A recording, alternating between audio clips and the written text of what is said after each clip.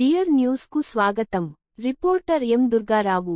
మానవత్వం చాటుకున్న మంత్రి సుభాష్. డాక్టర్ బిఆర్.అంబేద్కర్ కోనసీమ జిల్లా మండపేట నియోజకవర్గం గుమ్మిలేరు వద్ద జరిగిన రోడ్డు ప్రమాదంలో ఒక మహిళకు తీవ్ర గాయాలయ్యాయి.